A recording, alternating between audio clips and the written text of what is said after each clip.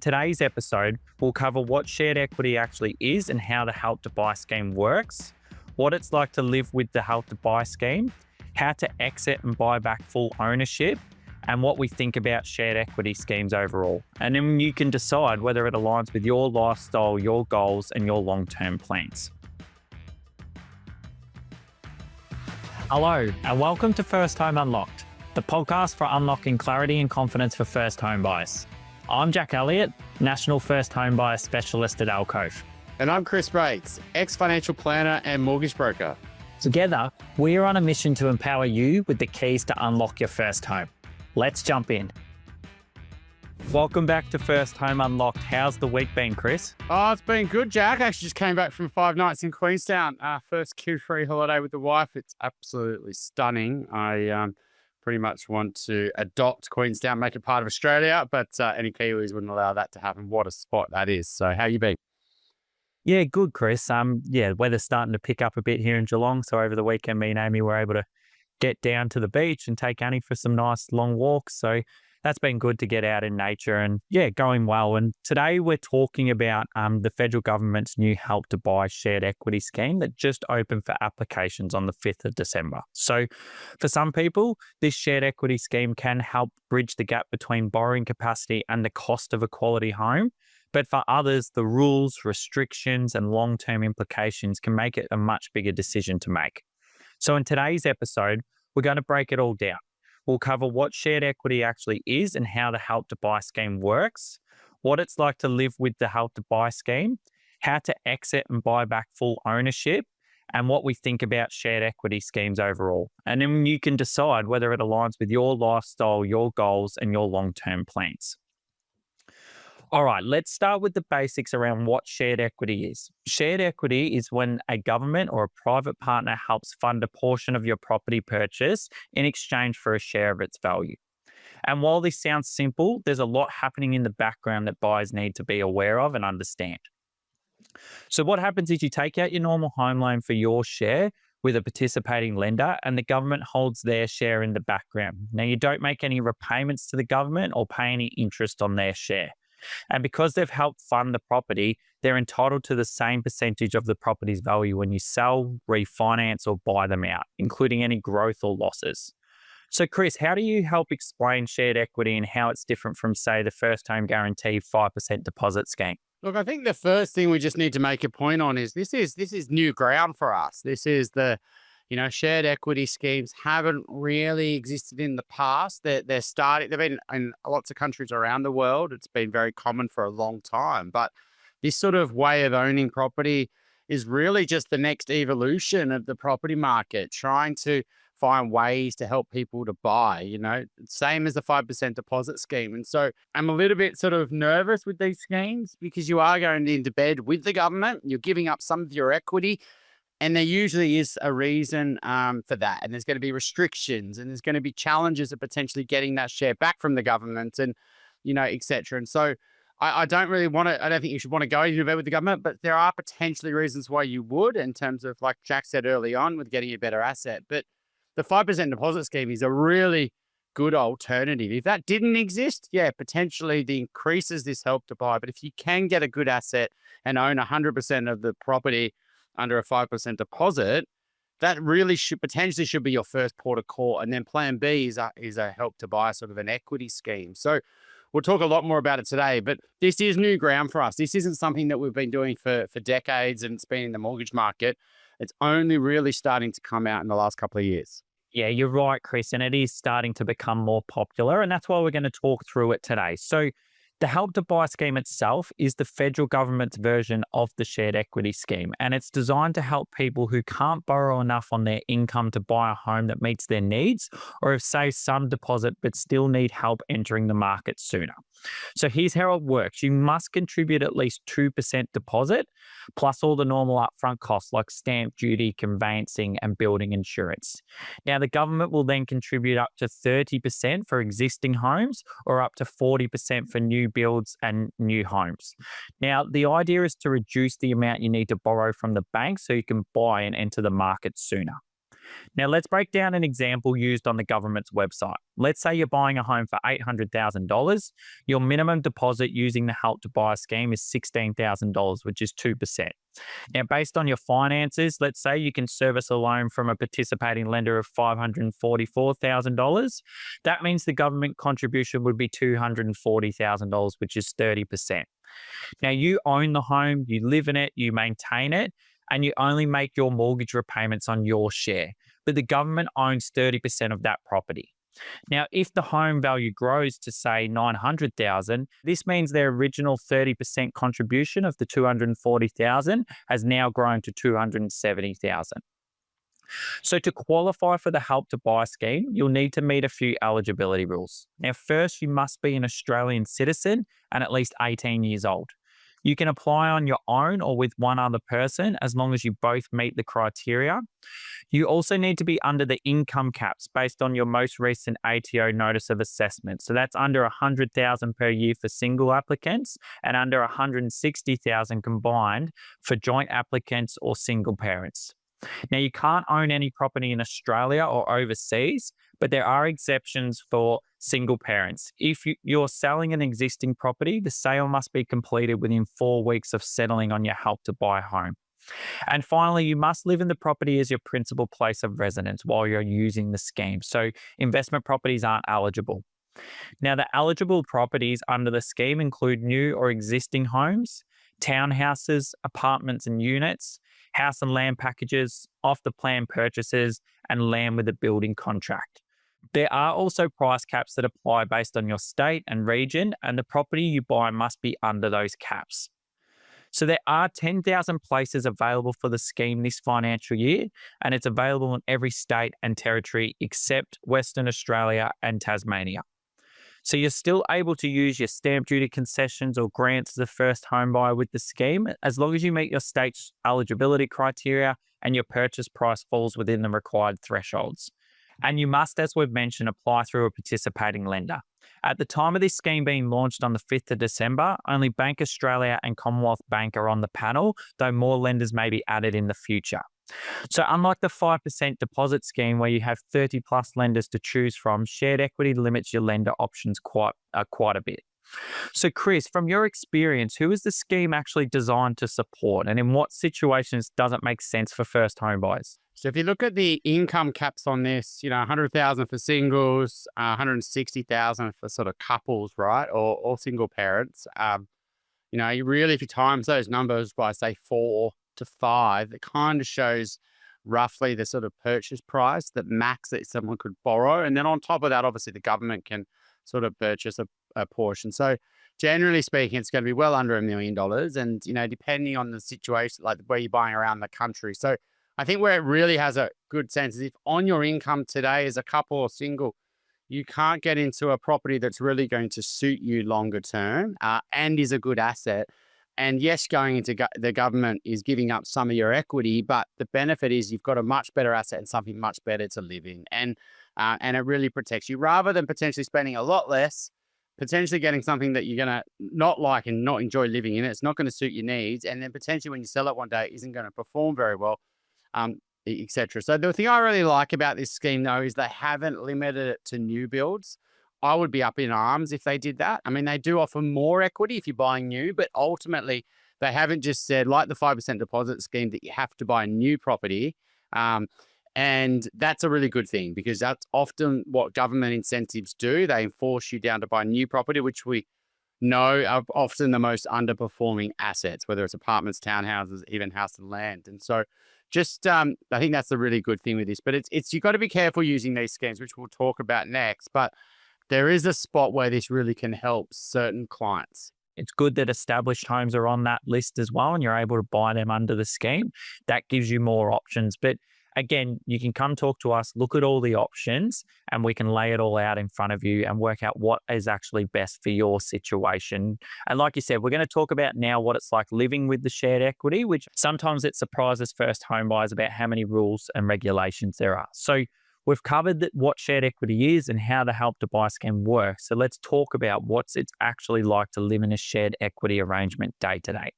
Because while the Help to Buy scheme helps you get into the market sooner, you're not living with the same freedom as a first home buyer who owns 100% of their home. You're sharing that ownership, and with that comes some additional rules. So here's what life looks like once you're on the scheme.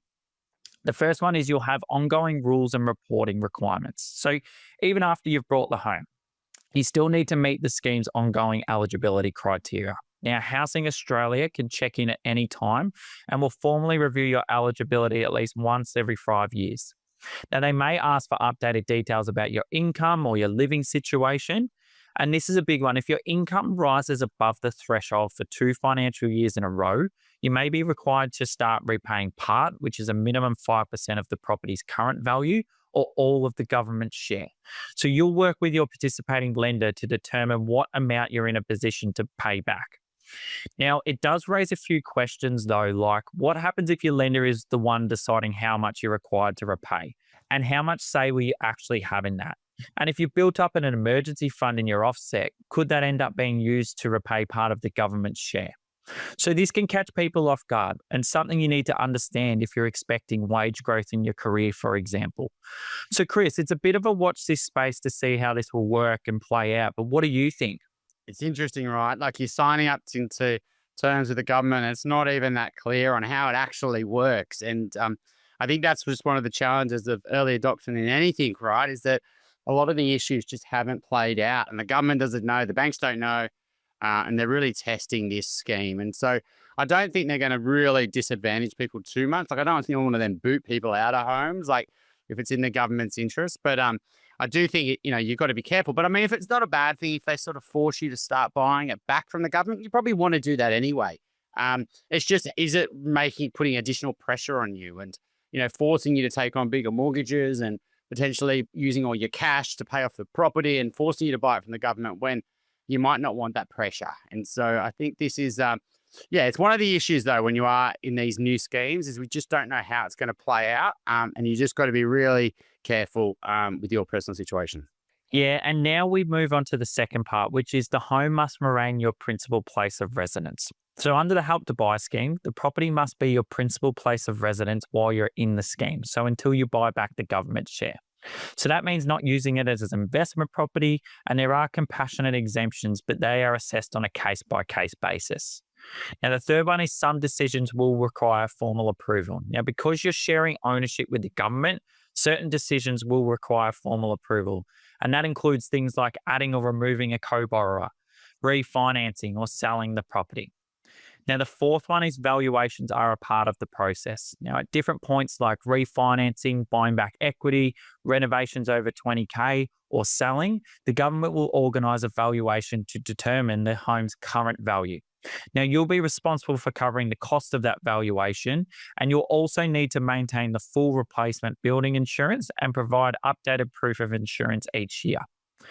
Now, the fifth one is renovations come with conditions. So you can renovate your home, but there are rules. So if the work costs more than $20,000 or requires council approval, you must notify Housing Australia before you start. Now, they'll organise valuations before and after the renovation that you pay for, so you keep 100% of the value you add. So that means if you were to renovate, say, a bathroom, and before your house works, it was valued at $800,000, and after the renovations, the value has gone up to $820,000, you own that growth of $20,000. So that's not shared with the government. If renovations over $20,000 or that require council approval are done without notifying Housing Australia, the equity adjustment does not apply. So the government will share in that growth that you've added. So Chris, there's definitely things to consider before jumping in here. Anything you want to add here? You just got to be careful, right? Like if you're going to go spend money on a property, you just want to make sure that you get the equity uplift that you deserve, right? And the government just doesn't get a free kick here, and making sure that you follow a process, etc. But yeah, I mean, it's so much nicer, right? Is that you can call a handyman, or you can get someone in and paint the property and just add value to it without any element of sort of having to involve anyone else. But it's not to say it's a bad thing, particularly if it goes in your way. You spend 20 and it adds 50. Well, that's great if it's all done the right process. But it does add a little bit of complexity here that you do want to make sure you follow the right process. And these are just things to consider if you are looking at this option of the Help to Buy scheme. It's just considerations that you need to take in. It's not about just getting in. It's also about how to live with it. And now we'll talk through how do you actually get out of the scheme and become the full owner of your home. So, like you mentioned, Chris, at some point the government share needs to be repaid, either gradually or all at once. So we'll break down the main ways buyers exit the Help to Buy scheme and what that process looks like. Now, the first is selling your home. So when you do sell, the proceeds from the sale will need to be paid out in the following order. So the first is to your participating lender, where you'll pay back the outstanding home loan amount. The next is to Housing Australia, where the value of the government share at that time of the sale will be paid back. Now, selling and legal costs, so your agent fees, your marketing, your conveyancing costs, etc., and then you will receive the remaining funds. Now, because the government share is percentage based, it moves with the market. So, like I've said, if the property has grown in value, their share has grown too, and if the market has dropped, they share in that loss as well. Now, the second pathway is refinancing into a standard loan and paying out the government share. Now, this will only usually be possible if either your income has grown enough to increase your borrowing capacity so you can comfortably service the full loan amount on your own, or your equity position has improved, either because the property has grown in value or because you've paid down your loan over time, giving you enough room to buy back some or all of the government share. Now, the third pathway is buying back the government share gradually in stages. So each buyback needs to be at least 5% of the home's current value after evaluation, rounded to the nearest $1,000. So, for example, if your home is valued today at $800,000, the minimum buyback would be 5% of $800,000, which is $40,000. Now, that's money you need to save on top of your normal loan repayments and your everyday living costs. And because the minimum amount is tied to the current value of your home, if your property grows in value, the required buyback amount grows too. So you also need to pay for that valuation each time you make a buyback. So for some people, this staged approach can work well, but it can get harder over time as property values rise and the minimum lump sum increases. So like we mentioned earlier as well, if your income goes above the scheme threshold for 2 years in a row, you may be required to repay part or all of the government share. Now, when that happens, your participating lender will do a financial assessment to work out what's reasonable for you to repay based on your current situation. Now, if they decide you can afford a partial repayment, you need to make that payment within 90 days. Now, if they assess that you can afford a full repayment, they may require you to repay that entire amount. And this is why expected career growth needs to be factored in early on. So no matter which pathway you use, selling, refinancing, or voluntary repayments, the repayment is always based on the current value of the property, not what it's worth when you bought it. This shows that exiting the Help to Buy scheme can be done, but it does have its challenges. And you really want to have a clear long-term plan from the very beginning. And there's no requirement to buy the government out unless your income rises above the eligibility thresholds for 2 years in a row and a financial assessment shows you're in a position to make a repayment. So for some buyers, shared equity is just a way to get a quality home they otherwise couldn't access, and they're comfortable remaining in the scheme until they eventually sell. Now, the key is understanding all of this up front so you can make a decision that suits your goals and your life. So, Chris, how do you think clients should plan their exit from the scheme? Look, I don't think you have to. And that's sort of what the whole purpose of the scheme is, right? You don't have to get out of this. You could just say, I've given up, 30% of my home value for the next, 10, 20, 30 years. I mean, you may at some point regret that, right? Because that 30% over time could compound to a lot of money, but you still got 70% in the market and a lot smaller mortgage over that period as well. And you might feel much more better and comfortable, and you might not want to do any major renos to it, and et cetera. And there might be more and more lenders, and so you might the options long term might be fine. And so, yeah, I do. But if you do want to try to own it all, and then obviously have full choice on doing everything you can to it, and then use that money to go and upgrade into something else, then you might want to try to start to plan to own it as fast as you can, right? But it is a bit of catch-22 because you have to find that money somewhere, whether you save it, which money you could have saved to pay off the mortgage, or whether you use equity or, et cetera. There's usually going to be like a cost to do so. So, I do think there's going to be these schemes that exist in the marketplace, but it doesn't mean you have to do it and then try to get out as fast as you can. And Chris, on top of that, what other long-term implications should first home buyers then be considering? Look, I think the obviously the first home buyers is never usually their long term property, and so I think what you just want to say is, yeah, I could use this scheme, and yeah, I'm going to potentially have to pay it out, but can you actually afford to do that? Have you got other commitments, whether it's a family or whether it's you got other things that you want to spend money on or invest or start a business or whatever it might be? So you just got to be careful you don't get stuck in this and then potentially be forced to pay it off and then not really want to do that. And all of a sudden, then you get yourself tied up in a knot and have to sell the property, etc., or delay other decisions. And so, but yeah, you can still do it and build wealth. It's just that you're only potentially going to, get 70% of that growth versus say 100%. They're the big ones. Any ideas on your end too, Joe? I just think it comes back to Chris talking about what your position is, what your goals are, like you said. Because if you are giving up that equity, it can make it harder in the future to then try and upgrade and sell, and you're walking away with less of that property as well. And like we said, if your income's going to grow over the next couple of years, it can really catch you out. You might be forced to pay back some of the government share. So it's just all these things to consider up front. And look, I wanted to break it down and give it a good overview of what my personal view is for most first home buyers, that I think there are better pathways to enter the market than shared equity. Now, one of the strongest alternatives that we've talked about is the first home guarantee 5% deposit scheme, which we covered back in episode 10. And that scheme lets you buy with that 5% deposit, avoid lender's mortgage insurance, and most importantly, keep 100% ownership of your home.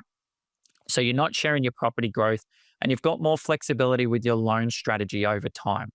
So I suggest speaking with us, and after working through all the options first, the 5% deposit scheme, LMI waivers, family guarantors, there will still be a group of buyers where the Help to Buy scheme makes sense. So for example, shared equity can be a helpful pathway if your income is limited and unlikely to grow significantly. You can comfortably afford the repayments on your reduced loan amount, and the scheme is the only way that you can service a loan that gets you into that high quality asset. And the alternative is staying locked out of the market for many years. So in situations like this, shared equity can open the door to a good property sooner, especially if that property ticks a lot of the asset quality boxes we spoke about back in episode 6, Unlocking Asset Quality. But for most first home buyers, the trade-offs and the shared ownership means it's not usually the first option that I would recommend. Chris, I'd love to hear your thoughts here about the Help to Buy scheme and what you think of it. Yeah, I do think it's going to be limited on who's going to be eligible, obviously. I do think there's a gap we're talking a lot about first home buyers, that there are some people who aren't first home buyers that have bought a property in the past, and or potentially even some of them, like parents or single parents, that this gives them a lot of confidence to actually get something and get shelter. I think shelter anxiety has gone absolutely through the roof in recent years. The ability to rent easily has sort of vanished. Vacancy rates really tight. Rents have gone up.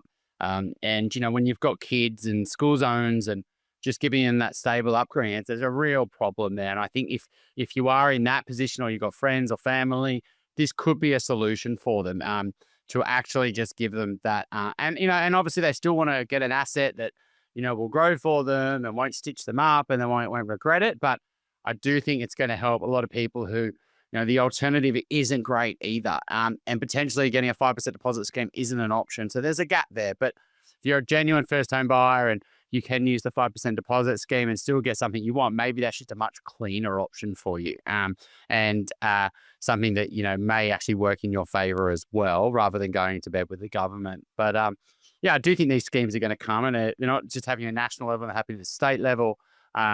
And we're going to start to see them a bigger and bigger part of the market over the coming years.